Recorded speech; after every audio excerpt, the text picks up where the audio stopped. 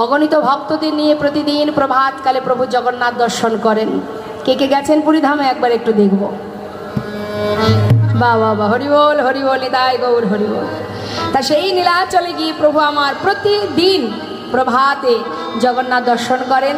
অতি প্রাতকাল জগন্নাথ দর্শনের রত কিছুক্ষণ পর প্রভু ভক্তদের বললেন, ভক্ত বলো দয়াময়, জগন্নাথ দর্শন হলো, এবার সবাই মিলে একসাথে বলো কি বলবো দয়াময়। গৌর হরি ভক্তদের নিয়ে নীলাচলের মাঠে সবাই মিলে নাম করছে, প্রভাত সময় হলো, কৃষ্ণ কৃষ্ণ বলো,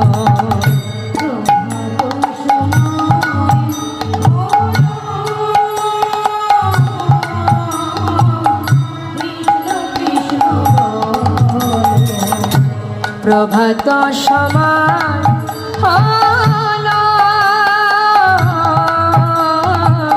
কৃষ্ণ কৃষ্ণ বলো, প্রভাত সময়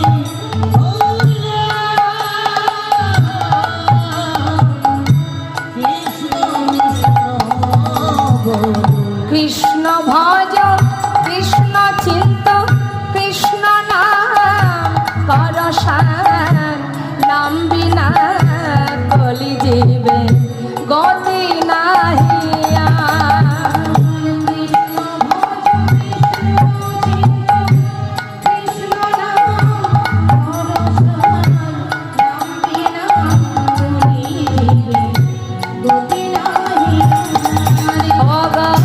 যেই নাম সেই কৃষ্ণ ভজনিষ্ঠা করি, নামের সহিতে আছে আপনি শ্রী হরি।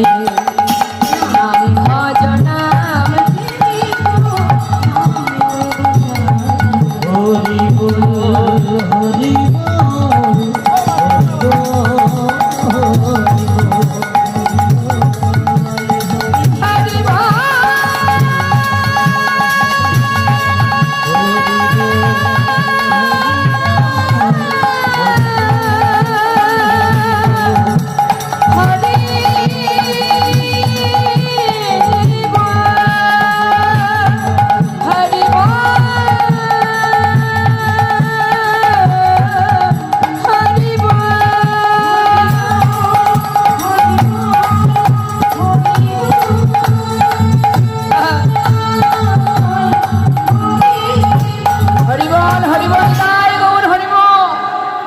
সবাই আনন্দে হরিনামে মেতে আছে। মা এত ভক্তের মধ্যে হঠাৎ প্রভু অন্তরে জানতে পারলেন এক ভক্ত বেশ দূরে দাঁড়িয়ে দাঁড়িয়ে একা একা কাঁদছে।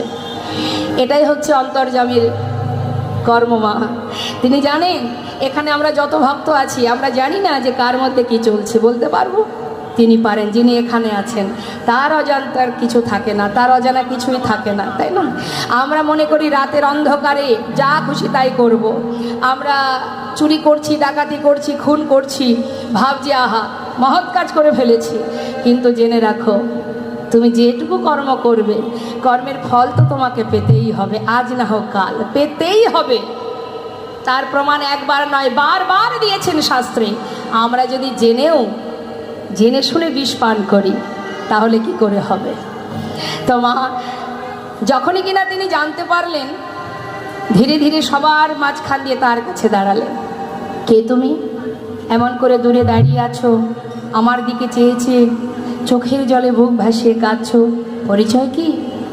প্রভুকে দর্শন করে করজোড়ে বলে উঠলেন, দয়াময় আমার নাম গোবিন্দ ঘোষ। কোথা থেকে এসেছো? অগ্রদ্বীপ থেকে। কার কাছে এসেছো? তোমার কাছে। কেন আমার কাছে কেন এসেছো? আমার মনে বড় বাসনা, আমি তোমার সঙ্গী হতে চাই। সে কি আমার সঙ্গী হবে? শোনো, যারা আমার সঙ্গী হয় তাদের জীবনে কিন্তু অনেক দুঃখ কষ্ট পেতে হয়, কথাটা কিন্তু সত্য। আমার আপনার কথা বাদ দিন না মা, আমরা কষ্ট পেয়ে ভগবানকে আর ভালোবাসি না। অনেক বাড়িতে আছে বলে ধুর আর কোনোদিন প্রণামই করব না, আমার এত কষ্ট কেন দিল, আছে অনেক বাড়িতে আছে, আমার চোখে দেখা। তো প্রভু বলছে যারা আমাকে ভালোবাসে তাদের কিন্তু কষ্ট পেতে হবে সারা জীবন। সহ্য করতে পারবে? তার থেকে ঘরের ছেলে ঘরে ফিরে যাও, সেই ভালো। প্রভু তোমার সঙ্গী হব, এটাই যথেষ্ট, তাতে আর দুঃখ কিসের, কষ্ট কিসের? কষ্টের কথা যদি আমরা ভাবি মা, ভগবানের বামে যে সহধর্মিনী, তার কষ্টের কথাটা একবার ভাবুন না। কলিযুগে মহাপ্রভুর বামে মা বিষ্ণুপ্রিয়া, মাত্র 2 বছর ছিলেন প্রভু মা বিষ্ণুপ্রিয়ার সঙ্গে, 13 থেকে 15 বৎসর বয়সে মা বিষ্ণুপ্রিয়ার বিবাহ হয়। বিবাহের পর 15 বৎসর পর্যন্ত, মানে 2 বছর ছিলেন প্রভু মায়ের সঙ্গে। 2 বছর পর প্রভু সন্ন্যাসী হয়ে চলে যান। সেই যে চলে গেলেন, আর কোনোদিন মা বিষ্ণুপ্রিয়া প্রভুকে দেখতে পাননি। শুধু চলে গেছেন যে, সেই দুঃখে তিনি কিন্তু কাতর নন। তিনি চলে তো গেছেন, আর তো কখনো পাননি, কিন্তু তথাপিও তাকে কতটা ভালোবেসে গেছেন, 4 দেওয়ালের মধ্যে নিজেকে বেঁধে রাখতেন। যেদিন শান্তিপুরে অদ্বৈত প্রভুর গৃহে মায়ের সঙ্গে প্রভুর মিলন হয়, নদেবাসী সবাই গিয়েছিলেন প্রভু দেখতে, কিন্তু যার প্রভু তার ভাগ্যে হয়নি। তাই যে বদন প্রভু দেখবে না, সে বদন আমি আর কাউকে দেখাবো না, এই প্রতিজ্ঞা করে সারা জীবন 4 দেওয়ালের মধ্যে বাঁধা ছিলেন।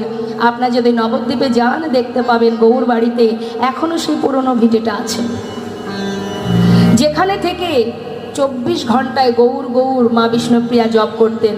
আর প্রত্যেকটি উচ্চারণের শেষে একটা করে তন্ডুল, মানে চাল আলাদা করে রাখতেন। অবশেষে যেটুকু, দিনের শেষে যেটুকু হতো তন্ডুল, সেটাকে সিদ্ধ করে লবণ সচিমাকে দিতেন। বাড়ির যে ঈশান নাগর ছিলেন, কাজের লোক যাকে আমরা সাধারণ ভাষায় বলি, সেই ঈশান নাগর পৌরাণিক ভিত্ত, তাকে দিতেন। অবশেষে যেটুকু থাকতো সেটুকু নিজে আহার করত। কেন? প্রাণটা যদি বেঁচে থাকে তবে তো প্রভুকে ভালোবাসতে পারবো। সারা জীবন কখনো প্রভুকে আর দেখতে পারনি। তাই মা বিষ্ণুপ্রিয়া কেঁদে কেঁদে বলেছিলেন তার প্রিয় বান্ধবী কাঞ্চনাকে, কাঞ্চনা, চোখের দেখা নাই বা হলো, দেখা ঠিক হবে তবে মনে মনে। তাই প্রভু তুমি সাক্ষাৎ দেখা দাও বা না দাও, অন্তিম সেদিনে, শেষের দিনে যেন তোমার বদন দেখতে পাইনি। তাই গৌর হরি বল, হরি বল। এই হচ্ছে প্রকৃত ভালোবাসা মা। আর আমরা একটু কষ্ট পেলেই আর ভগবানকে ডাকি না। তাই আজ দেখুন, যেই না বলে যে তুমি ফিরে যাও, সারা জীবন কষ্ট হবে, সরে যাও। কষ্ট পাওয়ার কি দরকার? যে করে আমার আশ আমি তার করি সব নাশ, যে না ছাড়ে আমার পাশ আমি হই তার দাসানুদাস। তার জীবনে সব নাশ হয়ে যাবে যদি আমার আশ হয়, যদি আমার প্রতি তার ভালোবাসা থাকে। এটা যদি কেউ সহ্য করতে পারে, তবেই আমি তার চরণে দাস হয়ে পড়ে থাকবো। অত সহজ ভজন বললেই ভজন নয়। আমরা মনে করি আমরা একটু শাস্ত্র পড়েছি, আমরা ভক্ত, আমরা পণ্ডিত। শাস্ত্রে বললেন পণ্ডিত হতে পড়ো মনে ছিল সাধ, বৈষ্ণব হতে পড়ো মনে ছিল সাধ, ত্রিনাদপি শ্লোকের সামনে আমি পড়ে গেলাম। আমরা সবার আগে দীনতা প্রকাশ করতেই জানি না। দুর্বা ঘাসের উপর দিয়ে মারিয়ে গেলে সে মাথা নত করে, কিছুক্ষণ পরে মাথা তোলে, তুমি সেটুকু তুলতে পারবে না। এই দীনতাটুকুই আমাদের মধ্যে নেই, আছে কি মা? দীনতা যদি না থাকে, হিংসা যদি ভিতরে থাকে, কালিমা যদি থাকে, কি করে ভক্ত হব আমরা? অত সহজ নয় ভক্ত হওয়া। অর্জুন এত বড় ভক্ত, যার রথের সারথি ভগবান কৃষ্ণচন্দ্র, সেই অর্জুন কুরুক্ষেত্রের যুদ্ধের পর বলেছিল, মাধব তুমি একটু দাঁড়াও, নিজে হাতে কত প্রাণী হত্যা করেছি, একটা গঙ্গায় ডুব দিয়ে আসি। আমরা অনেক সময় বলি না মা, পাপ কর্ম করলে একটা গঙ্গায় ডুব দিয়ে আসবো, তাহলে সব পাপ ধুয়ে মুছে পরিষ্কার হয়ে যাবে। কিন্তু যার চরণে ত্রিবেণী বিরাজমান, গঙ্গা যমুনা সরস্বতী, যে মাধব তারই রথের সারথি, তার চরণেই তো সৃষ্টি গঙ্গা যমুনা সরস্বতী। তার চরণ না ধরে এত বড় ভক্ত হয়েও সে গিয়েছিলেন স্নান করতে গঙ্গার জলে। তাহলে এত বড় ভক্ত হয়ে ভগবানকে চিনতে পারেনি, আর আমরা যদি একটু ভগবানকে সেবা দিয়ে আমরা ভক্ত হতে পেরেছি। হা হা। তাই বলছে ফিরে যাও, ঘরে ফিরে যাও। কিন্তু ভক্ত যে প্রকৃত ভক্ত হয়, জীবনে যত কষ্টই আসুক, সে কখনো প্রভুকে ছেড়ে থাকতে পারে না মা। বলছে প্রভু দুঃখ দেবে, কষ্ট দেবে, বেশ, আমার তাতে কোনো দুঃখ নেই, কিন্তু তুমি আমাকে তোমার সঙ্গ ছাড়া করো না। বেশ, ভক্ত যদি না শোনে, প্রভু বললেন তাহলে গোবিন্দ আজ থেকে তুমি আমার সঙ্গী। সঙ্গী করে নেওয়া হলো, নেওয়া মাত্রই পরীক্ষা শুরু হয়ে গেল, একটার পর একটা পরীক্ষা মা। লীলা থেকে এইগুলোই আমাদের জানার, যে আমরা যে ভগবানকে ভালোবাসি, আমাদের জীবনে যদি কষ্ট আসে, অনেকে বলে তুমি এত ভগবানকে ভালোবাসো, তাহলে তোমার মনে এত কষ্ট কেন, তোমার জীবনে এত কষ্ট কেন, অনেকে বলে। তারা বোঝে না তাই বলে। কষ্ট তো তিনি তাকেই দেন যাকে তিনি অনেক ভালোবাসেন। হরিদাস ঠাকুরের অঙ্গে চাবুক পড়ছে, ঠাকুর বলছেন, প্রভু জানি আমি জানি আঘাত তোমার নহে না অকারণ, আমি ভুলে যাই পাছে তোমার শ্রীহরি, দুঃখ দাও মোরে তাই দয়া করি। আহা, তুমি দুঃখ দাও যারে জানি তার তরে, দয়া তবু অফুরন। তাই দুঃখ তো পেতেই হবে মা, কিন্তু তাতে কোনো দুঃখ নেই। ভক্তের মনের চিন্তা এটাই যে তুমি আমাকে দুঃখ দাও কিন্তু আমায় ছেড়ে চলে যেও না, সইবার শক্তি দাও। আহা, বেশ, শুরু হলো পরীক্ষা, একটার পর একটা পরীক্ষা। গোবিন্দ, অগোবিন্দ, নীলাচলে তো এসেছো, জগন্নাথ দর্শন করেছো? দয়াময়, কার কথা বলছো তুমি? কেন? ওই যে মন্দিরে দাঁড়িয়ে আছে জগন্নাথ, দেখেছো তাকে? দর্শন হয়েছে? প্রভু, আমি তো সাক্ষাৎ দর্শন করছি। মন্দিরে যে জগন্নাথ, সে তো চলতে পারে না, কথা বলতে পারে না, আর আজ যে আমি সাক্ষাৎ দর্শন করছি, চলতেও পারে, কথাও বলতে পারে। সে কি, তুমি আবার এখানে সাক্ষাৎ জগন্নাথ কোথায় দেখলে? তোহু জগন্নাথ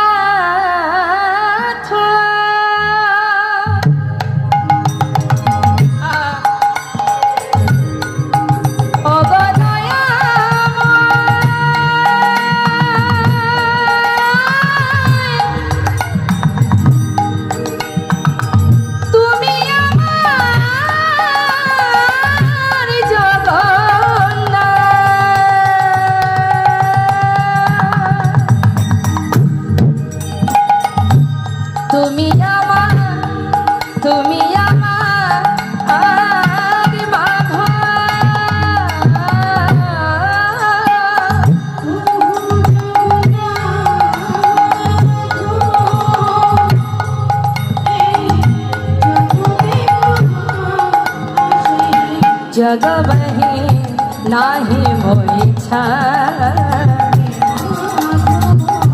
बहुत में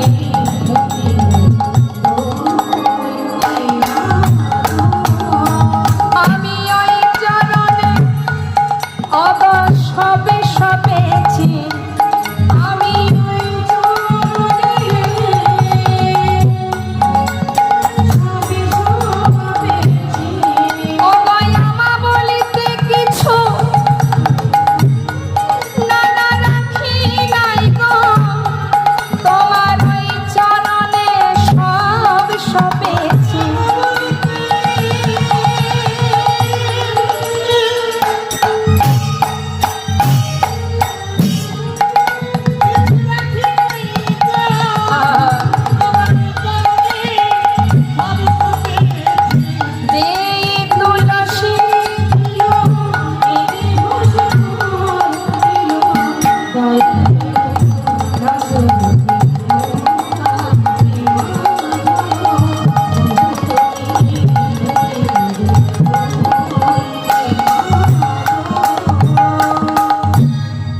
আচ্ছা বেশ, তুমি আমাকে জগন্নাথ ভেবেছো, এই তো?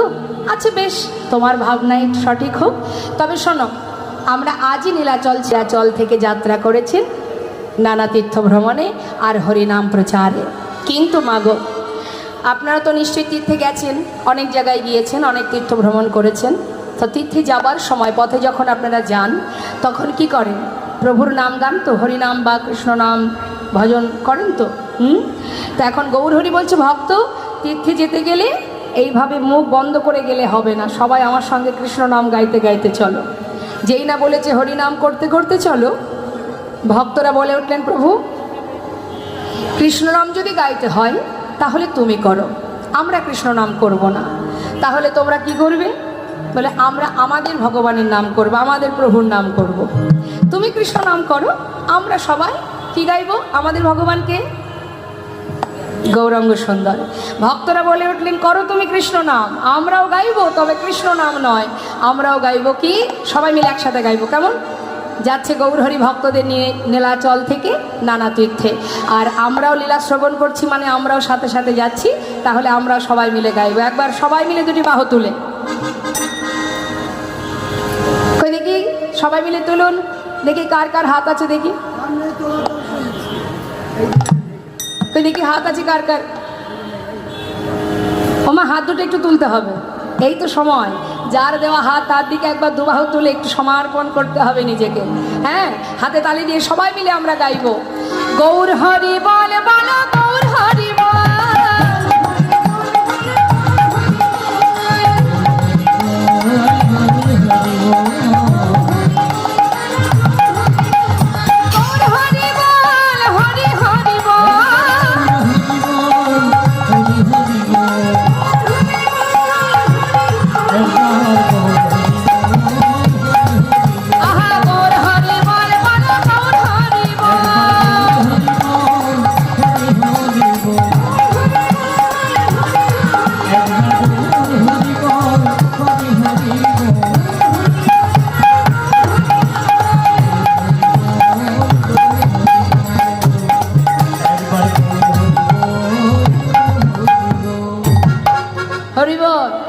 এখন ভক্তদের নিয়ে প্রভু যাচ্ছেন। যেতে যেতে হলো কি মা, কিছুটা পথ যাবার পর গৌরহরি এগিয়ে গেছে, ভক্তরা পিছনে পড়ে গেছে।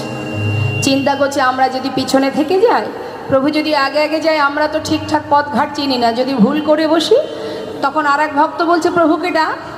পিছন থেকে ডাকতে শুরু করেছে দয়াময় ও প্রভু। যেই না ডাক দিয়েছে প্রভু সঙ্গে সঙ্গে দাঁড়িয়ে পড়েছে। তাহলে কাদের জন্য দাঁড়িয়ে আছে মা? ভক্তের জন্য।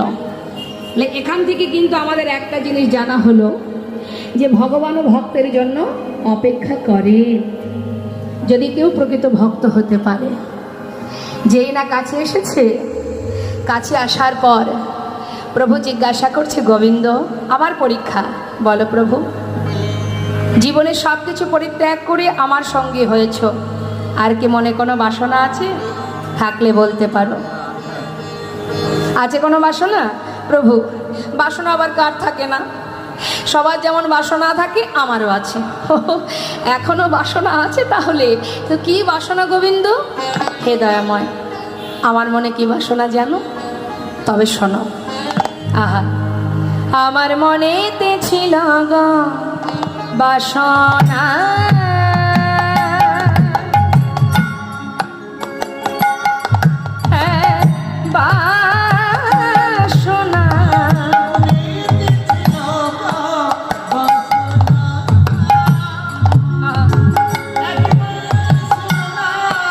আমার মনেতে ছিল গো বাসনা,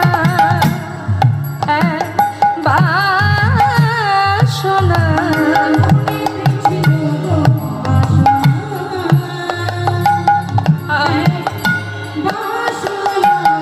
আমি যাব মধুর বৃন্দাবন।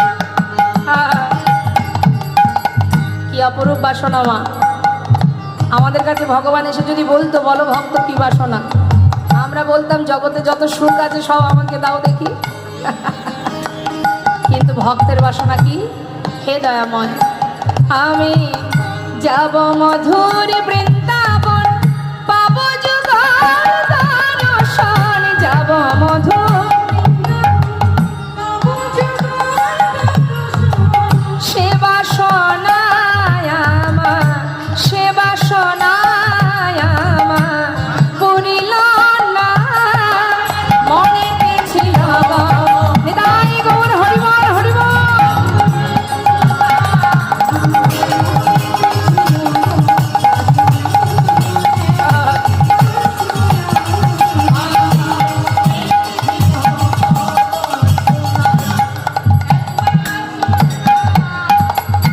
বাসনাটা সঠিক করতে হবে মা। বাসনা যদি সঠিক হয়, চাওয়া পাওয়া যদি সঠিক হয়, ভগবান সর্বদাই তোমারই সঙ্গের সাথী হয়ে থাকবে। না চাইতেই সব পাওয়া যায় যদি তার প্রতি ভালোবাসা থাকে। তার বড় প্রমাণ কৃষ্ণের প্রিয় সখা সুদামা কোনোদিন কিছু চায়নি। একটু একটু করে জীবনের সব কিছু হারিয়ে গাছতলাতে এসে জীবন কাটিয়েছে তার স্ত্রী সন্তানদের নিয়ে, কিন্তু তথাপিও কিছু চায়নি। এক সময় তার মনে বাসনা হলো যে আমি বন্ধুকে দেখতে যাব দ্বারকায়। ভিক্ষা করলো কি? শুকনো চিড়ে। তার একটি দানাও না সন্তান, তার না স্ত্রী, কাউকে না দিয়ে তার স্ত্রীর পরনের যে বসনের কিছু অংশ ছিঁড়ে তার মধ্যে পুটুলি করে নিয়ে চলে গেল গোবিন্দ দর্শনে। হরিবল হরিবল। না চাইতেই সব পেয়েছিল। ভাবছো বসে চলবে কিসে, তুমি ভাববার কে, যার ভাবনা সেই ভাবে, তুমি ভাবো তাকে। নিতাই গৌর হরিবল। আমরা জানি, তথাপিও আমরা ভরসা করি কাকে? সংসারকে। ভরসা করি কাকে? পরিবারকে। এরা আমাদের দেখবে, ভালো রাখবে, সুখে রাখবে। কিন্তু দেখতেই তো পাচ্ছেন, তাই যদি থাকতো, ভালোই যদি রাখতো, তাহলে বৃদ্ধাশ্রমে এত মাতা পিতা বসে বসে কাঁদতেন না, কেউই কাঁদতেন না। কিন্তু মাগো না, সবই ভুল। জীবনে ততক্ষণই তারা আপন থাকবে যতক্ষণ তুমি তাদের জন্য ভাবতে পারবে। যেদিন আর ভাবার শক্তি থাকবে না, সেদিন বোঝা হয়ে দাঁড়াবো আমরা তাদের কাছে। শুধু মনে হবে চলে গেলেই ভালো হতো, এটা হবে। তাই সময় থাকতে সময় করিয়া পত্রী ধরিয়া, যেবার চলে দ্রুত গতি, সময়ের শেষে অনায়াসে সেজন চলে যায় আপন বাসতে। সময় থাকতে জানতে হবে যে আমার কি করণীয়। প্রভু আমার গোবিন্দকে পরীক্ষা করলেন, দেখি তার মনে কি বাসনা। বলে উঠলেন, আমার বাসনা আমি বৃন্দাবনে যুগল দর্শন পাবো। ভক্তকে আরও একবার পরীক্ষা করলেন, করবার পর তিনি আবার এগিয়ে যাচ্ছেন। পিছনের ভক্তরা বলা বলি করছে, প্রভু যদি আবারও এগিয়ে যায়, আবার যদি ভুল হয়ে যায়, রাস্তাঘাট চিনি না। তখন এক ভক্ত, যার নাম জগদানন্দ, তিনি বললেন, আচ্ছা বাবা, যাচ্ছে প্রভু, যাক না, আমরা তো পিছনে আছি, আমাদেরকে না নিয়ে তিনি কোথাও যাবেন না। এবার কি হলো, প্রভু একা একা যাচ্ছেন গভীর বনের মধ্যে দিয়ে, আর এদিকে বেশ কিছু পিছনে ভক্তরা আসছে। হঠাৎ কি হলো, প্রখর রৌদ্রে প্রভুর কণ্ঠ শুকিয়ে যায়। তাই তিনি নিজে দুবাহু প্রসার করে কৃষ্ণকে বলছে, হে কৃষ্ণ কৃপাময়, যদি কোথাও একটু জল পেতাম, তৃষ্ণা নিবারণ করতাম। ভাবছে মা, ভাবতে ভাবতে যাচ্ছে, নিজে কৃষ্ণ হয়ে কৃষ্ণকে ডাকছে, হে কৃষ্ণ কৃপাময়, যদি কোথাও একটু জল পেতাম, তৃষ্ণাটা নিবারণ করতাম। বলতে বলতে হঠাৎ দেখছে কি, যে এক গোয়ালা কাঁধে করে বাঁক সাজিয়ে, ঘোলের ভাণ্ড সাজিয়ে নিয়ে বাঁকে করে নিয়ে আসছে। ভালো ঘোল আছে। মনে মনে ভাবছে, গৌরহরি, আমি চেয়েছি জল আর আমার জন্য ঘোল পাঠিয়ে দিয়েছে। কৃষ্ণ কেমন কৃপাময়। ও গোয়ালা, তোমার কাছে ঘোল আছে? এদিকে এসো। কাছে ডেকে নিয়েছে। বলো ঠাকুর, ঘোল খাবে? হ্যাঁ, আমার প্রচণ্ড তৃষ্ণা পেয়েছে। যে বড় ভাণ্ডটা আছে, সবচেয়ে বড় যেটা, ওটা আমাকে দাও দেখি। সঙ্গে সঙ্গে গোয়ালা ভাবছে, যাক, বড় ভাণ্ডের ঘোল যদি ঠাকুর সেবা করে, তাহলে আজ আর আমাকে আর বেশি দূর ঘোরাঘুরি করতে হবে না, তাড়াতাড়ি বিক্রি করে ঘরে যেতে পারবো। যাক, দিন যে এত ভালো যাবে ভাবতেই পারেনি। বছরের প্রথম দিন, পয়লা বৈশাখের দিন, এত ভালো দিন যাবে ভাবতে পারেনি। দাঁড়াও দাঁড়াও ঠাকুর, দাঁড়াও। ছোট ভাণ্ডগুলি নামিয়ে বড় ভাণ্ডটা দিচ্ছে, আর ভাবছে, ঘুম থেকে উঠে যে কার মুখটা আজকে দেখেছিলাম, প্রতিদিন ওর মুখটা দেখেই আমি বাইরে যাত্রা করব। মনে বড় আনন্দ। এক ভাণ্ড ঘোল প্রভুকে দিয়েছে। প্রভু তৃষ্ণা নিবারণ করলেন, ঘোল সেবা করলেন। খালি ভাণ্ডটা দিয়ে বললেন, না, এ না, ধর। কৃষ্ণ কৃপাময়, তোমায় যেন কৃপা করে। গোয়ালা ভাবছে, ঠাকুর দামটা বের করুক, ততক্ষণে ভাণ্ডগুলি গুছিয়ে নি। তাড়াতাড়ি করে ভাণ্ড গোছাচ্ছে। ভাণ্ড গোছানো হয়ে গেছে। হঠাৎ দেখছে ঠাকুর চলে যাচ্ছে। ও ঠাকুর, ঠাকুর, ও ঠাকুর। গৌরহরি পিছন ফিরে বলছে, ডাকছো? ডাকছো মানেটা কি? ঘোলটা খেলে ঘোলের দামটা দেবে না? ঘোলের দাম দাও। গৌরহরি বলছে, ঘোলের দাম? দেখো গোয়ালা, আমি তো সন্ন্যাসী, আমি কড়ি কোথায় পাই বলো? কি বললে? তোমার কাছে কড়ি নেই? তাহলে ঘোল খেলে কেন? তাও আবার বড় ভাণ্ডের ঘোল।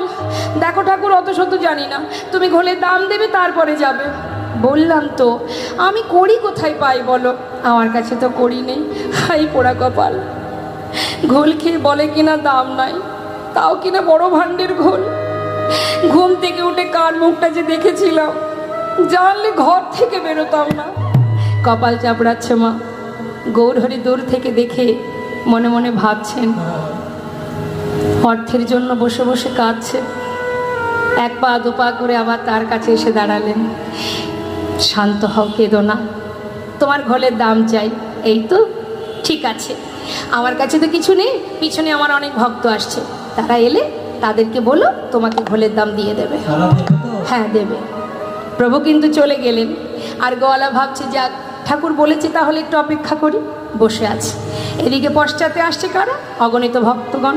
তারা সবাই প্রভুর চরণ স্মরণ করতে করতে, নাম করতে করতে আসছে, গাইতে গাইতে যাচ্ছে, হরিনাম কৃষ্ণ নাম করতে করতে। হরি চরণ সারে করেছি,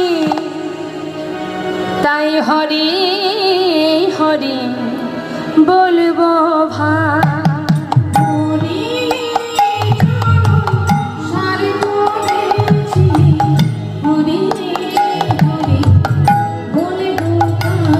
আমরা হরি চরণ সারে করেছি, হরি হরি বলবো ভাই।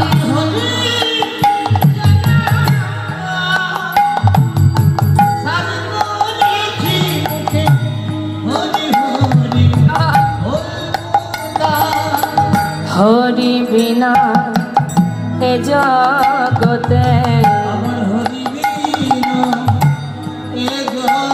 আর হরি বিনা এ জগতে,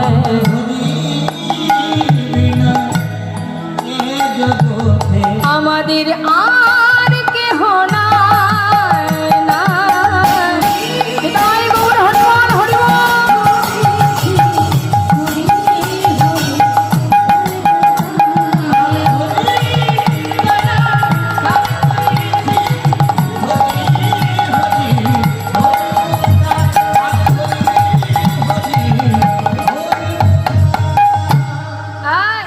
বন্ধ করো, বন্ধ করো। পথের ধারে যিনি বসে আছেন গোয়ালা, সমস্ত ভক্তগণকে দাঁড় করালেন, বন্ধ করো তোমরা হরিনাম। ভক্তগণ চমকে উঠেছে, কি ব্যাপার, কে তুমি? অনেকক্ষণ বসে আছি, আমি গোয়ালা, ঘোল বিক্রি করি, ঘোলের দামটা দাও তো আমি যাই।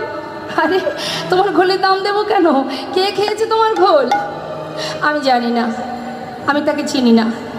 সে আমাকে বলল তার কাছে ঘোলের দাম নেই, তাই তোমরা আমাকে দাও, আমি চলে যাই। আরে কি খেয়েছে তুমি আগে বলবে তো? বললাম তো আমি তাকে চিনি না। সে কি কথা? এই ঘোল খেয়েছো? একে অপরকে জিজ্ঞাসা করছে, অনেকে তো আছে ভক্তরা, সবাইকে জিজ্ঞাসা করছে, এই ঘোল খেয়েছো? এই ঘোল খেয়েছো? না না না, কেউ খায়নি। আপনারা কি ঘোল খেয়েছেন গোয়ালার কাছ থেকে? না না, বৌদি আমার সাথে ছিল, খাইনি। কেউই ঘোল খায়নি? তাহলে ঘোলের দাম দেবো কেন? এই যে বলো, না বললে কি করে দেব? শুধু শুধু কেউ দাম দেবে? গোয়ালা বলছে, বললাম তো আমি তাকে চিনি না। হ্যাঁ? তুমি চেনো না? না। নামও জানো না। আরে কেমন দেখতে বলতে পারবে? সেটা একটু একটু বলতে পারবো। বলো বলো দেখি। শুনবি? তাহলে শোনো। নবীনা যৌবন, বেশি বয়স নয়, অল্প বয়স, নবীন যৌবন। প্রভু 24 বছর বয়সে সন্ন্যাসী হয়েছেন মা। তা বলছে, দেখলাম নবীন যৌবন, নবীনা যৌবন, সে যে অপরূপ রূপে মাধুরী, এমন রূপ কভু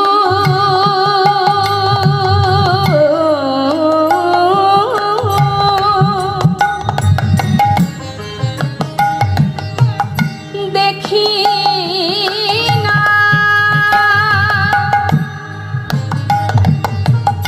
কি বলে বসে রূপে কথা,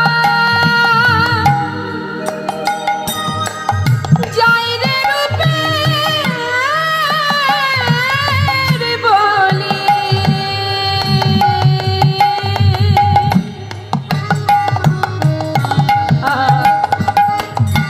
যায় রে রূপে, যায় রে রূপে বলি হারি নবীন যৌবন। আর অঙ্গির বরণ কেমন জানো? গলিত কাঞ্চন, আর পরনে কোটি কোটি রাঙাবা।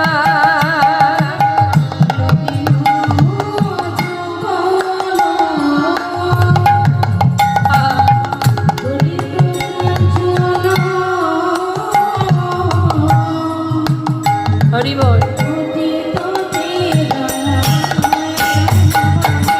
কৃষ্ণ বলিয়া তু বাহু তুলিয়া, কৃষ্ণ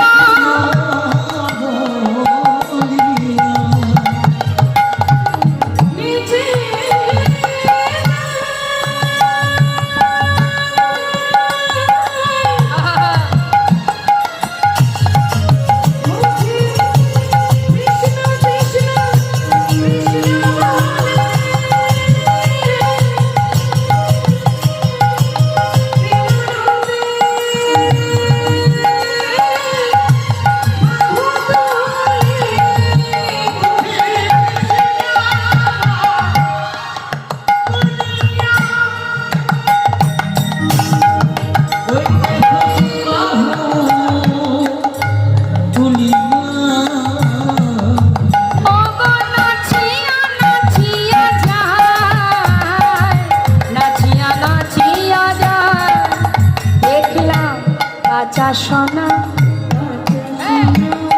কাঁচা সোনা দেখে মনে হলো কাঁচা সোনা। দাঁড়াও দাঁড়াও দাঁড়াও দাঁড়াও দাঁড়াও। কাঁচা সোনার মতো দেখতে তো একজনই আছে জগতে, সে হচ্ছেন আমাদের গৌর সুন্দর। সে ঘোল খেয়ে তোমাকে ঘোলের দাম দেয়নি, এই তো কথা। ওই হলো হলো, তাই শোনো, সে যেমন দাম দিতে পারিনি, আমরা তো তারই সঙ্গী, আমরা করি কোথায় পাবো? কি বললে? তোমাদের কাছেও করি নেই? ওই ঠাকুর তবে মিথ্যা বলে গেল, কোনো দিন তার ভালো হবে না।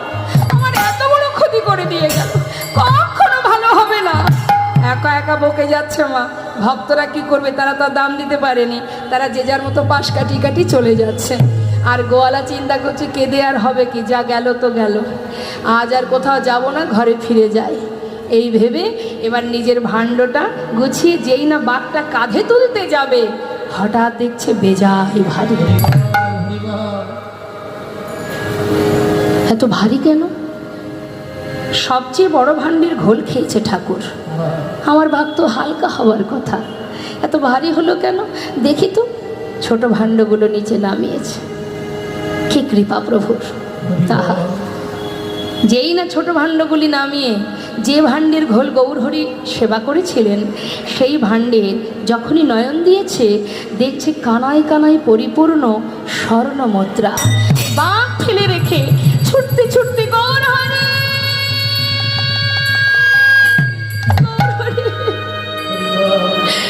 ছুটে গিয়ে চরণটা বুকের মধ্যে জড়িয়ে ধরেছে। ক্ষমা করো প্রভু, আমি তুমি ক্ষমা করো, আমি কি করলাম? আমি তোমায় চিনতে পারলাম না প্রভু, আমি এত অপরাধ করে ফেললাম। ও দয়াময়, আমি না হয় তোমায় চিনতে পারিনি, তুমি তো করুণাময়, তুমি যদি কৃপাই করবে, এইভাবে কেন করলে? না জেনে কত কটু কথা বলেছি তোমায়, আমায় তুমি ক্ষমা করো। চরণটা জড়িয়ে ধরেছি। প্রভু গয়ামা